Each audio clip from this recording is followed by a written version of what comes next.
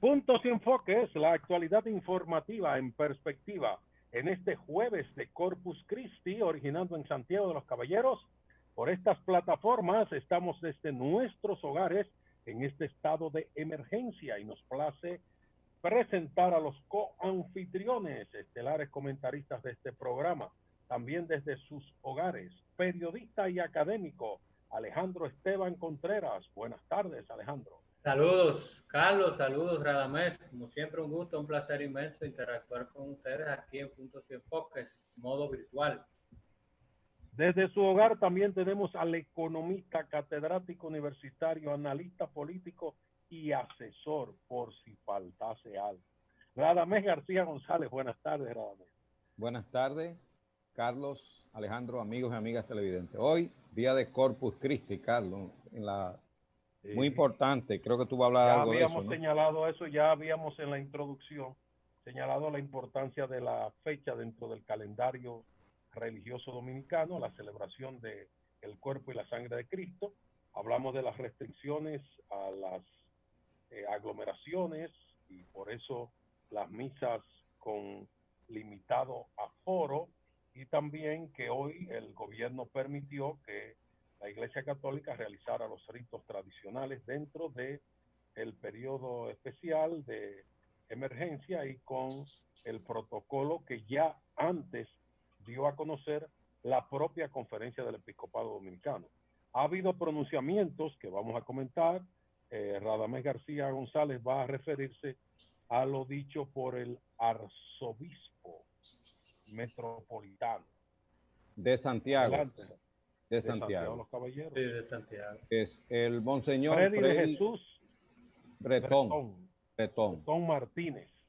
Él llamó a políticos no llevar al pueblo a la vagamundería. Es decir, se está refiriendo a las malas prácticas, ¿no?, en el ejercicio político. Yo creo aquí hemos hablado bastante en el sentido de que ojalá las próximas elecciones sea un despliegue de buenas prácticas democráticas y no insistiendo tanto en el tema, por ejemplo, de la campaña negativa o sucia, de promover la abstención cuando deberíamos promover la votación, ¿verdad? Se supone que en un ejercicio democrático deberíamos promover que la gente vaya a votar, ¿no? Y no que la gente se abstenga, como parece ser la estrategia del gobierno. Deberíamos también abogar porque la campaña sea una campaña de propuestas, de que los candidatos digan al país qué es lo que van a hacer, y no una campaña de repartidera humillante, de dádivas humillantes, como está ocurriendo ahora. Entonces, el llamado del arzobispo es muy importante.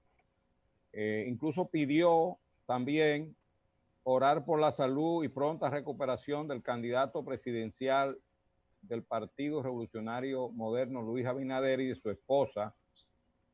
Indicó que el país necesita al dirigente político del PRM en los actuales momentos. De manera que yo creo que Santiago está dando una muestra, ¿no? Santiago ha jugado papeles muy importantes en la historia política dominicana, Carlos. Sí. No solo con la guerra. Santiago fue capital de la República del gobierno de la restauración. De la restauración. Y la batalla del 30 de marzo jugó un papel muy importante. Pero también aquellos famosos comunicados de mayo del 78 fueron clave para detener el golpe de Estado que se estaba propiciando en el gobierno de Joaquín Balaguer. Carlos, ¿tú recuerdas? Sí, el empresariado. Bueno, eso estamos hablando de el comunicado de Santiago, el grupo de Santiago. Claro. Eso fue un elemento clave en esa crisis política de 1978. Ahora Santiago, que marcó el final de los 12 años de Balaguer. Claro. Eso es importante. Claro. Esa posición empresarial terminando una era. Claro. En el libro que escribió Agripino recientemente, él narra ahí cómo se produjo todo ese fenómeno del documento. Fue firmado por Roque Adames. Recuérdate, Carlos. Era el obispo, el obispo de Santiago lo firmó. Y además era el líder ideológico del grupo de Santiago, Y junto también a lo Víctor firmó Espaillat Mera. todo el grupo de Santiago. Esas eran las dos figuras principales. Claro, y lo firmaron. Eran Monseñor Roque Adames Rodríguez, entonces obispo de la diócesis de Santiago, y Víctor Espaillat Mera, entonces presidente de la Corporación Zona Franca Industrial. De esto hablaremos mucho durante todo el programa, pero yo lo quiero plantear un poco como introducción, el papel que está jugando Santiago. Por un lado, esta declaración del arzobispo, ¿no? Criticando las vagamunderías en los procesos electorales y llamando a orar por el candidato Luis Abinader. Y en segundo lugar, la posición del empresariado de Santiago en relación a la extensión del periodo. Son manifestaciones, Carlos, que yo creo que llaman la atención, ¿eh? Por lo menos a mí me llama la atención el papel que está jugando Santiago en este momento. Sí, hay vamos a decir que una dicotomía empresarial. Hay dos posiciones distintas, opuestas, en un sector que de ordinario tiene una sola opinión empresarial y política, de coyuntura, de conveniencia. Pero ahora, a todas luces, aparenta que para la cúpula empresarial capitalina agrupada en el CONEP, es conveniente para ellos, desde su perspectiva, el continuismo, y han estado de manera sutil respaldando la prolongación de la era del PLD, así como entonces son partidarios de que se prolongue el estado de emergencia, que va en la misma línea. Sin embargo, el grupo de Santiago, llamémosle así, como se le llamaba antes, aunque ya se ha desarticulado y ha perdido esa incidencia que tuvo precisamente en la época de Joaquín Balaguer y todavía más recientemente en el gobierno de Leonel Fernández también y en el gobierno de Hipólito Mejía. Sin embargo, en el gobierno de Danilo Medina cambió esa correlación. Eso es. En los gobiernos anteriores, el empresariado de Santiago tenía hasta un interlocutor válido frente al poder político central que le daba al grupo de Santiago ventaja competitiva frente a los empresarios capitalinos en su relación con el poder político, porque actuaban como un grupo monolítico, santiaguero o cibaeño regional frente a los intereses de varios grupos empresariales capitalinos en sus relaciones con el poder político. Entonces, en los últimos años, esto ha cambiado, o más ha cambiado de manera precisa en los gobiernos últimos del PLD, en las dos administraciones consecutivas de Danilo Medina. Recuérdense que se olvidaron ya, que pasaron a la historia las célebres reuniones, almuerzos empresariales con los presidentes en Santiago. Leonel Fernández tuvo alrededor de 10, más de una docena de encuentros, almuerzos con empresarios de Santiago, hasta rotando los lugares, con empresarios y con la iglesia. Se hizo tradición un encuentro en el arzobispado, que en la gestión de Danilo Medina se llevó a cabo una vez, y no recuerdo si hubo una segunda vez. Creo que hubo una segunda vez y ya las otras fueron abortadas, porque a decir de la parte gubernamental se constituían en escenarios en que podían llevarlo hasta una encerrona para solicitarle obras y hacerles propuestas de necesidades del sector empresarial y religioso de Santiago. De manera, Radamés, que abonando tu idea y tú... Yo participé, Carlos, tú me excusas, Carlos. Ha habido hay un cambio. Un cambio en la totalmente. Hay un cambio, como tú dices. Claro, yo participaba, Carlos, cuando fui director de recinto de la UAS, participé en 3 ocasiones, ¿no? Representando a la universidad, ¿no? Con el presidente Fernández.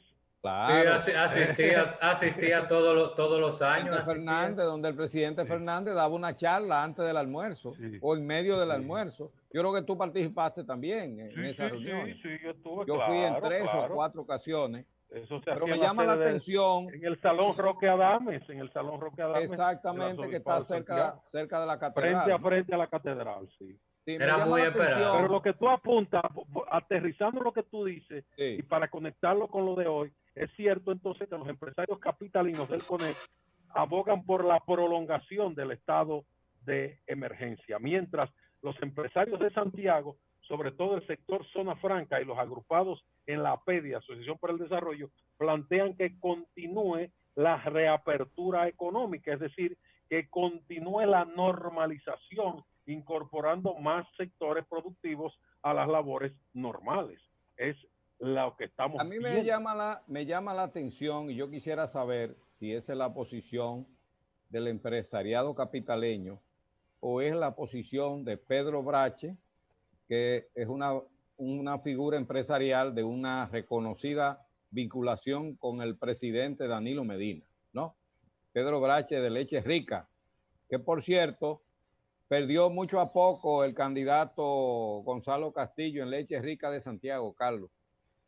Ah, pero tú ahora con esas cosas que pero Manuel Castillo le llama galupeo. Los sondeos que se están haciendo, que ya comenzaron. ¿Cómo que le llaman? Galupeo, es una a pesar de que Pedro Brache luce muy inclinado al gonzalismo, sus empleados en Santiago lucen muy empleados a Luis Abinader. Oye, qué déjame explicar lo del galupeo para que lo entiendan. Sí. Esa expresión no es mía, ¿Es es un invento de... galupeo No, o galupeo? galupeo, porque se refiere a la Galut. Es una encuesta de Galut. Pero en términos populares. Puede ser galopeo de galope también. No, ese es un invento ese es un invento de Emmanuel, el galupeo, o sea, hacer las encuestas, pero es artesanales, vamos a llamarle, sin ningún rigor científico, sin ninguna muestra representativa, sencillamente una toma de pulso en un determinado lugar laboral, por ejemplo. Tú sabes, se han hecho tradicionales en las grandes fábricas donde hay mucha concentración de mano de obra, entonces improvisan una urna y hacen una votación sin ningún rigor científico y eso da un resultado. No tiene ningún rigor, no tiene ningún rigor, pero expresa, es un sondeo que van expresando tendencias. Sí, son sondeos, sí, son sondeos que van expresando tendencias. En Leche Rica de Santiago, Carlos, votaron 185 personas. Ajá. De las cuales 124 votaron por Luis Abinader y 37 por Gonzalo Castillo, es decir, 67% a favor de Luis y 20% a favor, de manera que los trabajadores de Pedro Brache... ¿Y no hubo nada ahí para Leonel? ¿Qué pasa? No hubo nada para Leonel Fernández. Leonel sacó no 11 votos. Guillermo Moreno, no hubo abstencionista. Leonel sacó 11 votos, un 6%, y Guillermo Moreno 8, un 4%. Es decir, los empleados de Pedro Brache no coinciden con él en su simpatía política, evidentemente. Pero hay que señalar que yo menciono a Pedro Brache y a César Dargán, que es el director ejecutivo, que se le menciona como dirigente del PLD también. Entonces yo me preguntaría si esa es la posición del empresariado o es la posición de ellos. Porque eso, a mí me gustaría investigar eso. Ellos hablan en nombre del CONEP cuando lo han planteado. Déjalo de ese tamaño para poder discutirlo más adelante con cierta propiedad, porque vamos a darle fundamento a esa pregunta que tú haces desde el punto de vista institucional, a ver si se tienen los apoyos. Ahora corresponde que hagamos la pausa, estamos en Puntos y Enfoques en este jueves de Corpus Christi, originando en Santiago de los Caballeros, como siempre, rindiendo culto a nuestro compromiso. Ejercer periodismo con responsabilidad.